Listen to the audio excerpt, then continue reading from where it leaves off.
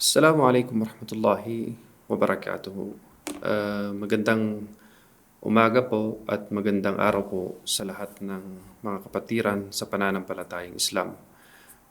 Ngayong araw, mayroon po tayong tatalakayin na aklat at itong aklat na to ay pinamagatan ng Al-Arba'un Nawawiyya. So itong aklat na to ay ang nilalaman nito ay mga hadith ng Propeta Muhammad sallallahu alaihi wasallam. So ang pinakasimula na banggit sa aklat na to ay patungkol sa usaping al-a'malu binniyat o lahat ng mga gawain ay mayroon intensyon.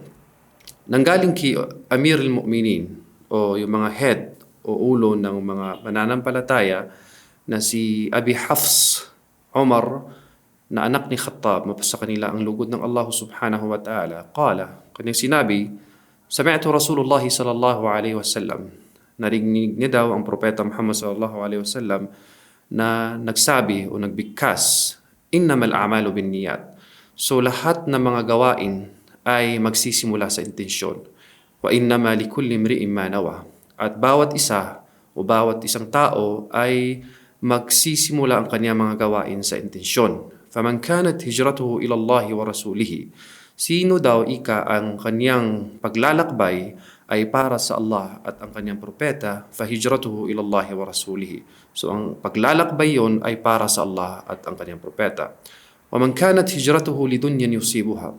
Sino naman ang kanyang paglalakbay o mga intensyon ay patungkol sa makamundong bagay na gusto niyang nais maabot, o aw imra'atin yankihuha, o isang babae na gusto niyang pakasalan, fahijratuhu ila ma hajara ilayhi. Ang kanyang paglalakad o paglalakbay o intensyon ay para doon sa kanyang minimithi.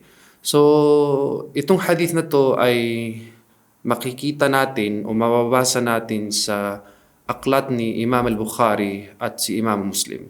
So, ang makukuha nating aral sa hadith ng propeta na ito ay ang lahat ng pagsamba o mga gawain ay nagsisimula sa intensyon. Kaya napakahalaga ang intensyon sa mga bawat gawain natin o pagsamba natin patungkol sa mga pagsamba doon sa Allah subhanahu wa ta'ala. So hanggang dito na lang lamang po ang aking maibabahagi sa inyong mga katuruan sa hadith ng Propeta Muhammad sallallahu alaihi wasallam.